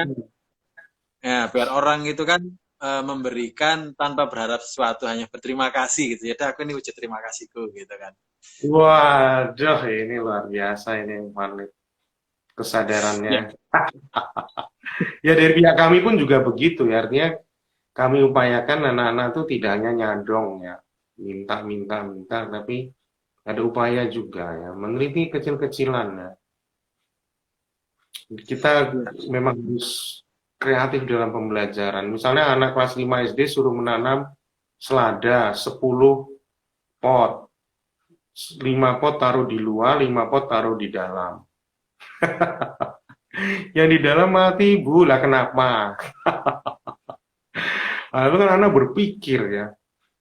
Yang satu suruh nanam di pasir, yang satu di kerikil, satu di tanah. Yang di pasir mati, Bu, lah gimana? Harus MPC, Bu, piye carane? ya, Walaupun di pasir harus hidup, makanya Israel bisa mengubah padang gurun menjadi lahan pertanian tuh karena mereka memaksa nanam di pasir, Bu, piye carane? MPC harus hidup. Lalu mereka berpikir ya, ya akhirnya hidup benar bukan hanya hidup tapi bagus. Yang di dalam siap. Singapura akhirnya membuat kebun besar 5 tingkat. Karena Ya, fotosintesis itu tidak dari sinar matahari semua, tapi konon ultravioletnya saja ya. Maka di gedung itu lampunya ultraviolet. Ya kan kayak gitu ya. Jadi mereka memang dipaksa menanam di gedung, di dalam gedung. Boh piye carane kudu urip. Nah, apapun caranya harus hidup. Itu rekayasa-rekayasa semua, tapi itu butuh kreativitas guru ya. Jadi tidak ada proyek yang gagal, ya tidak ada pembelajaran yang gagal. Nanam mati pun itu pembelajaran. Kenapa mati? Kena hama-hamanya apa? Pelajari hamanya. Anti hamanya apa? Walaupun tanamannya mati, tetapi ya seperti tadi saya katakan, belajar kupu-kupu di sekolahku nggak ada kupu-kupu, tetap pembelajaran. Kenapa nggak ada kupu-kupu? Banyak insektisida, dampaknya ulatnya pada mati, nggak jadi kupu-kupu, panennya turun atau bahkan gagal panen. Judulnya sih belajar kupu-kupu, walaupun nggak ada kupu-kupunya tetap bisa dipelajari. siap. Kalau Nah boleh itu tahu itu Romo gitu. ini, Gimana? kalau boleh tahu Romo ini eh, Romo implementasikan di semua satuan pendidikan yang di bawah yang di dalam manajemennya Romo ya? Iya betul, semua harus. Saya satu-satu Hmm. datang. Oh, siap. Tapi ini kan Jadi presentasi bagus-bagus saya di presentasi. eh, karena saya ingin juga jadi pertanyaan tadi itu sekaligus menjawab. Mungkin ada dari alumni-alumni itu yang eh, kurang tahu, mungkin hanya karena Romo di Muntilan berpikirnya hanya oh ini hanya di satu sekolah saja. Padahal kan ini Romo implementasikan di seluruh sekolah-sekolah dan apa unit pendidikan yang ada di manajemennya Romo nih ya. Dan juga ini juga bisa menjadi pesan bagi para alumni bahwa eh, harapan, kalau saya bilang ini harapan sih Romo, karena eh, yang dibangun yang Romo bangun ke teman-teman kita, adik-adik kita ini eh, merupakan harapan yang bagus, harapan yang cerah bagi mereka. Hanya saja di depan ini ada angin yang sewaktu-waktu bisa meniup lilinnya ini dan eh, harapannya melalui ini kan kita para alumni-alumni yang ponaan-ponaannya Romo yang dari garis keturunan Romo Vanlit ini terpanggil untuk membantu menjaga agar lilinnya ini jangan sampai keterangin gitu lebih. Wah, Dan juga bagi alumni ini semacam bisa disimpulkan juga bahwa Mungkin kalau kita sering mendengar ada donasi pendidikan, kita bantu ini gini, mungkin berpikirnya bahwa ya sudah ini kita bantu saja titik. Tapi di sini kan kita bisa melihat bahwa yang kita bantu itu sebenarnya bukan yayasannya atau bukan organisasi pendidikan, tapi kita bantu adalah adik-adik kita agar mendapatkan kesempatan untuk menjadikan harapan itu menjadi lebih nyata gitu ya, Romo. Yang tadinya angan-angan menjadi wujud yang nyata bisa dipegang gitu ya. Betul. Baik. Ya mau bikin PJJ-nya nggak ada duitnya, Romo. Waduh. Mau bikin penelitian itu mahal, Romo. Waduh. Ya tenang, nantilah. Ada teman-teman baik ini. Ponan-ponan baik. Siap. Jadi bagi teman-teman alumni semua, alumni Valid yang hadir dan menonton Hibah Valid Talk pada malam hari ini, di kesempatan ini Romo Danang hadir memberikan berbagai macam cara bagi kita yang ingin membantu atau bergabung menjadi kolektan itu bisa nanti akan dikoordinasi oleh paguyuban alumni untuk terkait dengan lukisan. Dan kalau semisal rekan-rekan alumni tertarik kemudian ingin lebih lanjut lagi lebih dari lukisan ini, bisa langsung menghubungi Romo Danang di Instagramnya Romo Danang. Ini ada di atas, ini Romo Danang Bramantio ini kan kakak saya ini, Danang Bramasti. Romo Danang Bramasti ini nanti bisa rekan-rekan sekalian ini add di Instagramnya untuk bisa langsung menghubungi, atau mungkin kalau mau lebih Romo ya, lebih enak lagi mampir ke Jalan Kartini nomor 3 Romo ya. Ya. Sekalian nostalgia ke Kartini nomor 1. Sekalian nostalgia. Baik. Ini saya juga dapat pesan Romo. Ini pesan dari salah satu kepala suku yang ada di alumni. Saya dipesani bahwa untuk adik-adik semua, adik-adik yang sekarang berada utamanya di SMP Kanisius yang ada di Kedu, kalau semisal ada keinginan untuk bergabung di SMA Vanlit, tidak perlu khawatir, tidak perlu kemudian aku takut masalah sumber dayanya. Jadi di sekolah di SMA Vanlit itu ada donasi yang kebetulan ya Tuhan berkehendak untuk membantu, atau fokusnya memang kepada adik-adik yang secara sumber daya memang butuh disupport.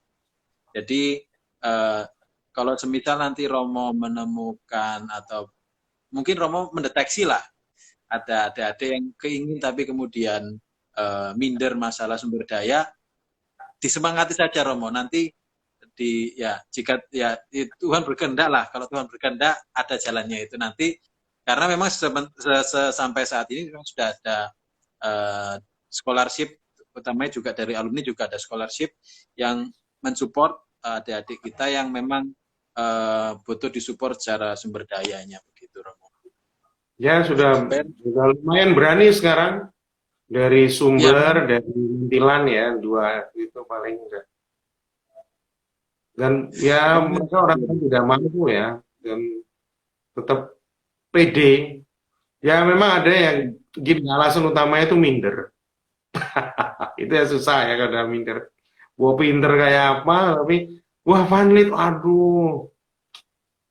Ya, ini perlu disemangati ya, disemangati. Ya, itu bisa dibilang sebagai salah satu bentuk terima kasih kita juga sih Romo, bahwa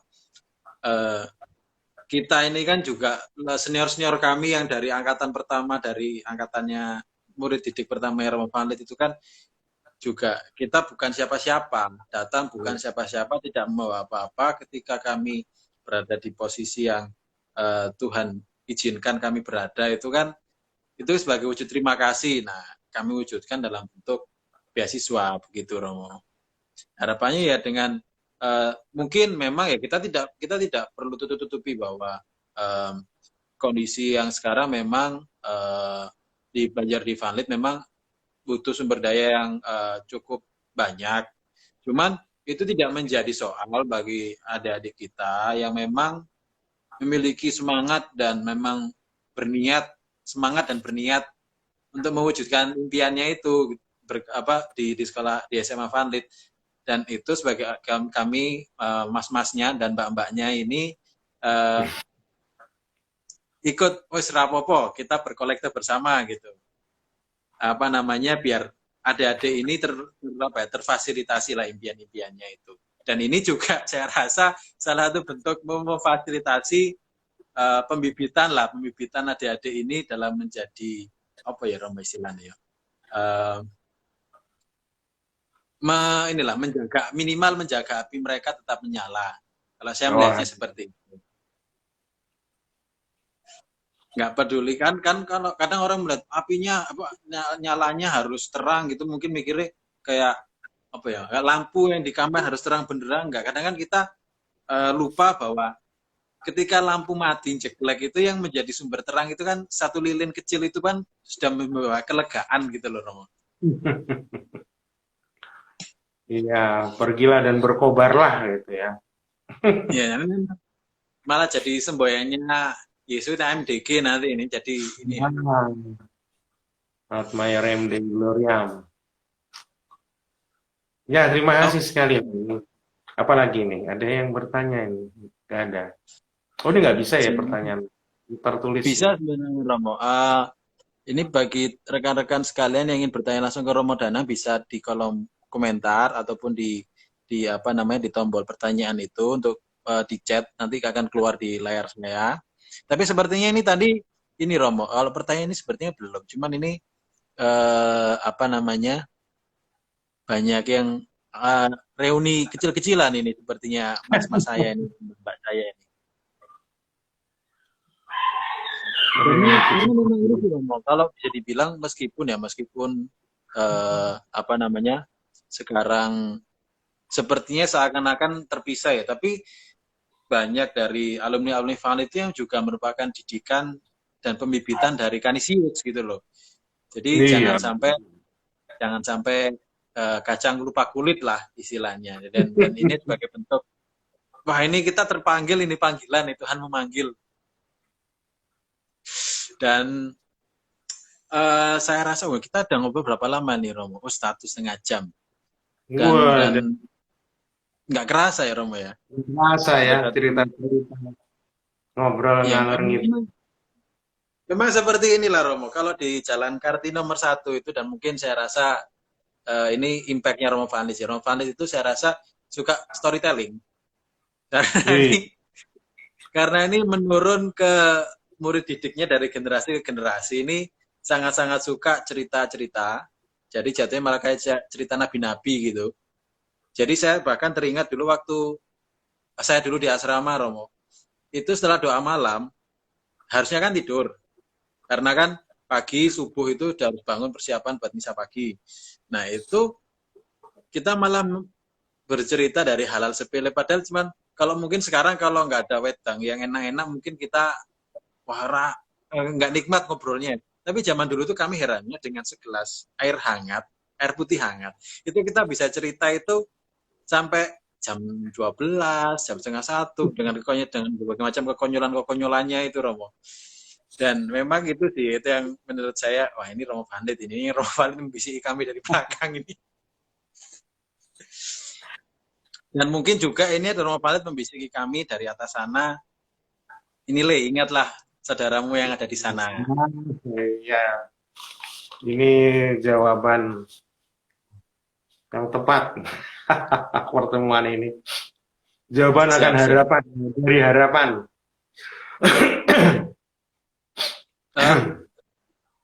Terima kasih banyak Romo atas kesempatannya. Ini nanti semoga bagi para alumni-alumni yang menonton ini terpanggil, satu itu terpanggil, dan yang kedua nanti siapa tahu setelah ini akan ada suatu suatu gerakan dari alumni untuk melakukan suatu gerakan kolekte yang mana nanti itu bisa menjadi apa ya, ikut apa namanya, ikut membantu lah, ikut membantu adik-adik kita yang ada di apa namanya, Yayasan Kanisius. Nah, satu ini Romo, satu kalimat penutup ya, kalimat lebih lah, boleh, kalau lebih boleh. Satu pesan penutup dari Romo untuk kami semua para alumni Vanlit yang sekiranya untuk bisa berperan membantu apa namanya, menjaga api nyala teman-teman yang ada di Yayasan Kanisius ini, Romo. Silakan Romo.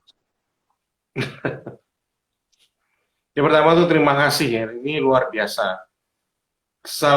Gini, hari ini tuh peringatan Santo Martinus dari Tours ya.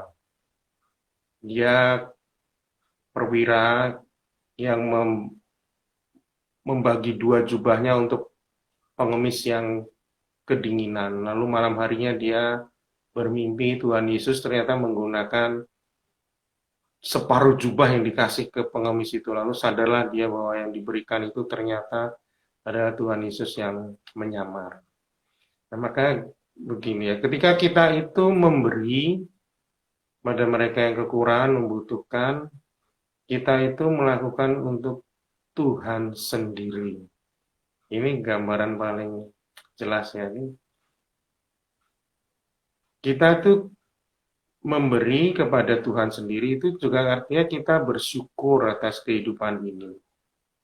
Itu yang kedua ya, bahwa tadi sudah disebutkan Bima sendiri, bahwa kita ini kolektan ini sebagai rasa syukur kita. Mungkin yang ketiga, ini persaudaraan ya. Persaudaraan sejati itu muncul dari perhatian, peduli. Jadi tatarannya dari iman itu tadi ya, memberi itu ada yang kekurangan itu sama dengan kita memuliakan Tuhan sendiri ya. Tapi tadi yang ketiga tuh lalu kita membangun persaudaraan. Persaudaraan sejati ini ya dimulai dari kepedulian, perhatian. Nah inilah yang akan kita bangun ya. Jadi saya setuju tadi kata donatur tuh coba tolong jadi kolektan ya. Sehingga posisi kita tuh bukan antara kaya dan yang miskin begitu ya. Ini saya senang. Tetapi memang ada kepedulian ya. Persaudaraan sejati dibangun dari kepedulian, perhatian sehingga maju bersama. Mungkin itu ya.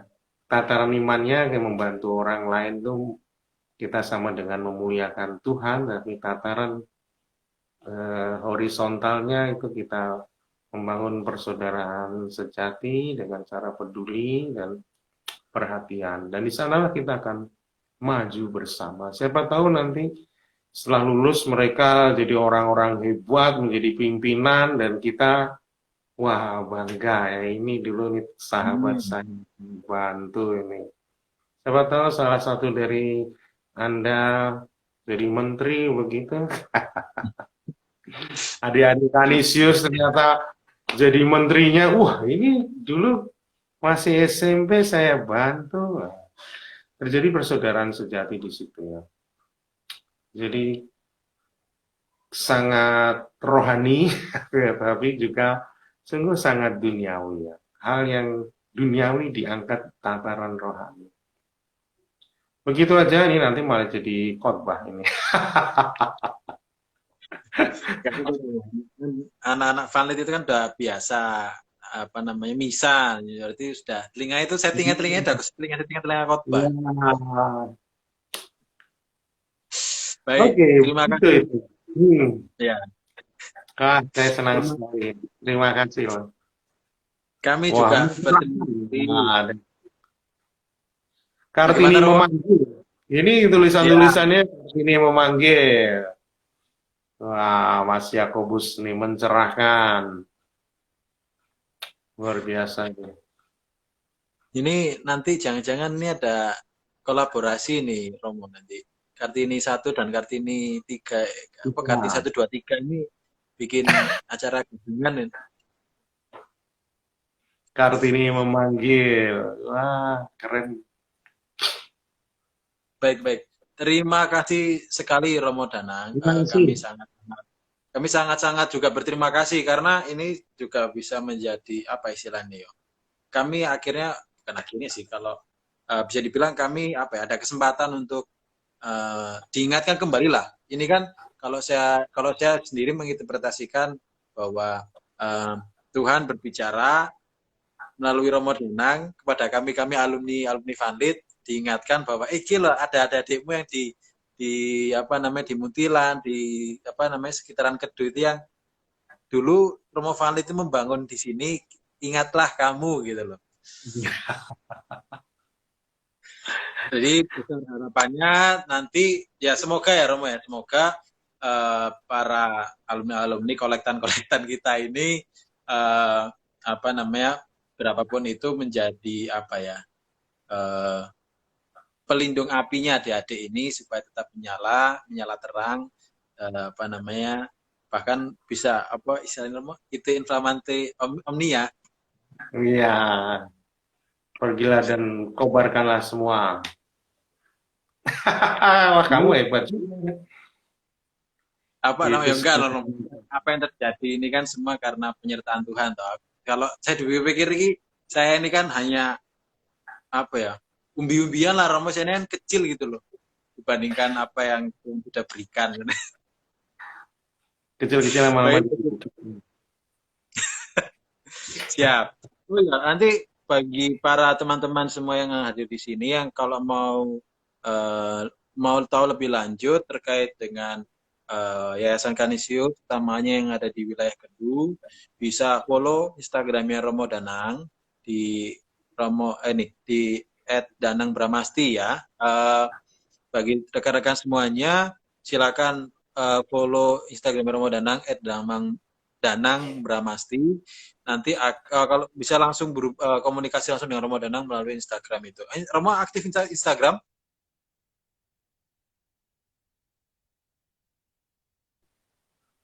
Halo, Romo. Ya, sorry agak blank Oh, ini tadi. aman, siap.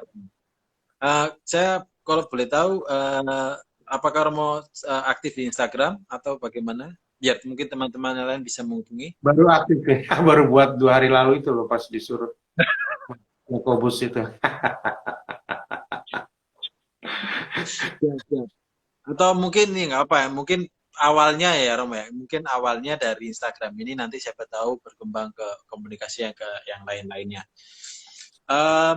Saya akan Terima aktif kasih di Romo. Facebook juga ada. Oh siap, sama ya Romo ya, Sama, pasti juga Romo. Nah, nggak kreatif Baik, banget. ya nggak apa Romo. Nah kalau kami itu yang penting kan substansinya ya toh. Baik, terima kasih banyak Romo Danang. Tadi kita sudah buka dengan tanda kemenangan Kristus. Oh, ada baiknya Romo kalau di kesempatan yang baik ini Romo tutup dengan doa Romo. Monggo Romo. Oh, dengan senang hati. Baik, saudara-saudari, kita tutup dengan doa dan nama Bapa, Putra dan Roh Kudus. Amin. Ya Bapak, kami sungguh bersyukur kepadamu karena pada malam hari ini kami dapat berbincang-bincang, terutama dengan Pak Pali. Berkatilah pertemuan kami ini sehingga sungguh dapat berbuah demi masa depan kami yang lebih baik. Dan juga berilah rahmat kesehatan, kesejahteraan bagi kami semua, agar kami dapat saling membantu, saling bekerja sama untuk maju bersama dalam memuliakan Engkau. Ini semua kami lakukan demi Yesus Kristus Tuhan dan pengantara kami. Mari kita mohon berkat Tuhan, Tuhan sertamu. Allah Maha Kuasa dan Kekal senantiasa berkati kita semua dalam nama Bapa dan Putra dan Roh Kudus. Amin. Amin. Terima kasih banyak. Ini Sampai ketemu di kolaborasi dan apa namanya karya-karya selanjutnya. Oke. Semoga ada kopi darah. Selamat istirahat Romo. Ya, amin. Terima kasih Romo. Sampai jumpa kembali. Sampai jumpa Sampai nanti. jumpa. Terima kasih teman-teman. Ini gimana? Keluarnya ini selesai gitu ya? Oh ya, nanti yang ini saya Romo. Ya.